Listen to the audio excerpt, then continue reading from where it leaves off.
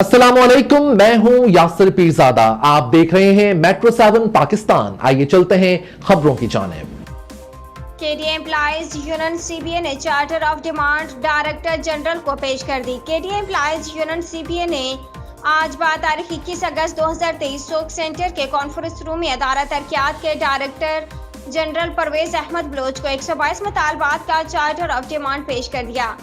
इस मौके पर member administration Naveed Anwar Siddiqui, secretary KDA मोहतरम खालिद जफर हाशमी और पीएस राशिद रियाज मौजूद थे।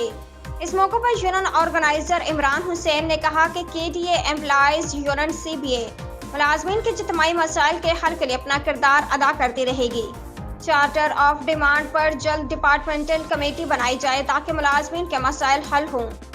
उनका कहना था कि मुत्तहदा कौमी मूवमेंट पाकिस्तान की हिमायत याफ्ता सीबीए कोई समझौता नहीं करेगी।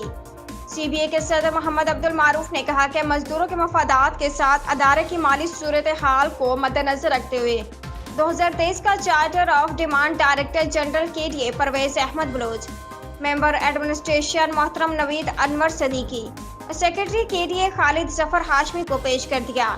सीबीए के जनरल सेक्रेटरी कमर अब्बास ने कहा कि रिटायर्ड मुलाजमीन के लिए डाउ मेडिकल अस्पताल बकाया जात की अदायगी की वजह से बंद है और हुकूमत सिंध के आर्डर के तहत केडीए मुलाजमीन की तनख्वाहों में 35% का इजाफा लगाया जाए। इसमें 7 करोड़ का फर्क आ रहा है।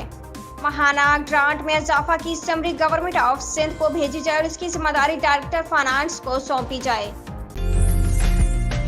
उम्दा में पकाएं और जी भर के खाएं।